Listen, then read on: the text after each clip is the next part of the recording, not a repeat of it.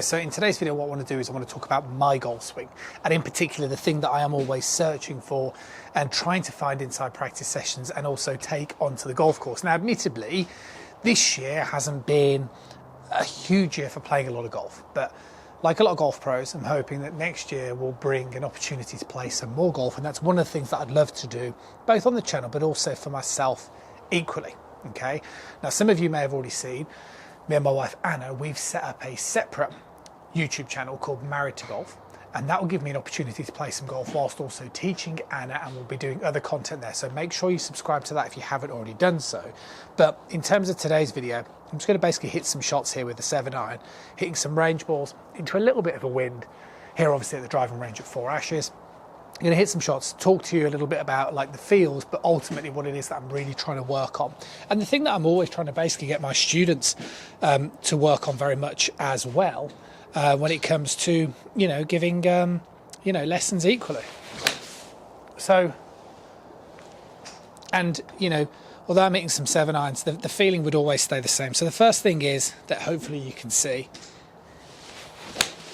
is alignment. Okay, so what I've got is I've got a target line, okay, which is the alignment stick to the side of the ball there, so that's obviously pointing in the direction where I'm aiming, and then I've got another one which is running obviously parallel to that, which I'm going to get stuck into in a second in terms of why that one's there. So I say it a lot to you guys, the feeling that I'm always trying to do is keep the club working in a straight line.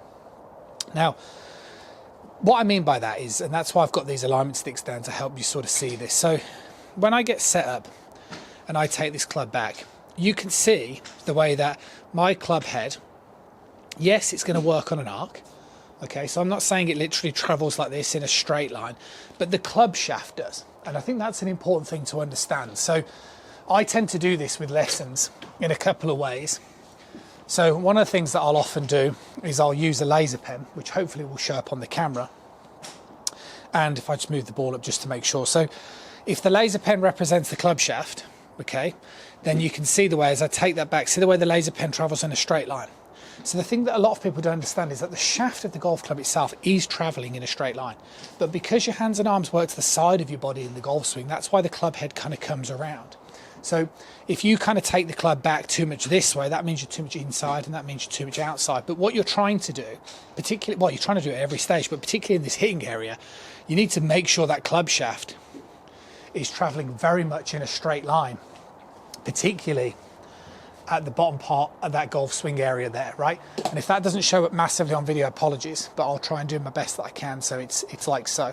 Now, what we also need to do then is we want to try and stabilize this club. So another thing that that I'm always encouraging students of mine and I do is basically the arms need to be straight during this hitting zone.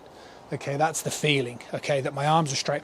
And the reason for that is because the club head can stay lower to the ground.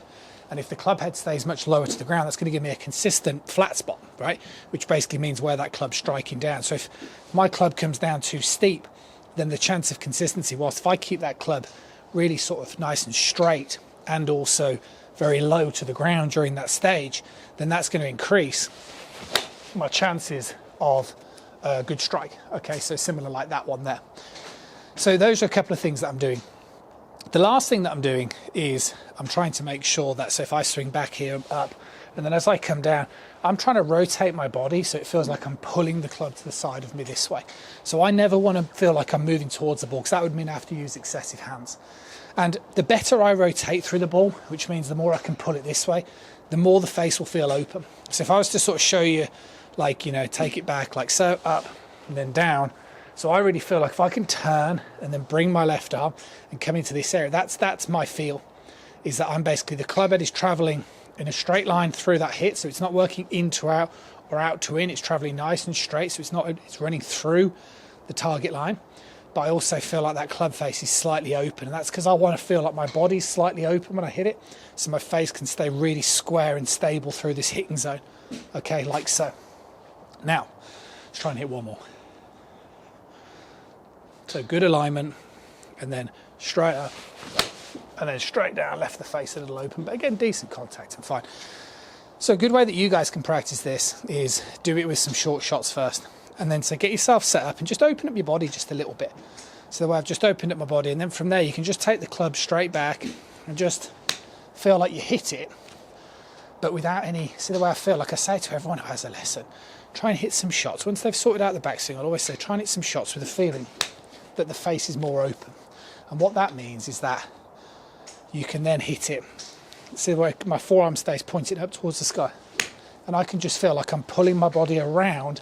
And again, all I'm trying to say to you guys is I'm basically trying to keep that club as stable in the bottom part of that golf swing as possible.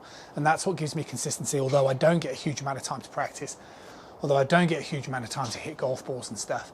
But whenever I do, and whenever I'm teaching, I'm always trying to reconcile these feelings, because I know that these are the feelings that make a massive difference, and they will to you guys as well. So hopefully you find this video useful. I'll see you soon.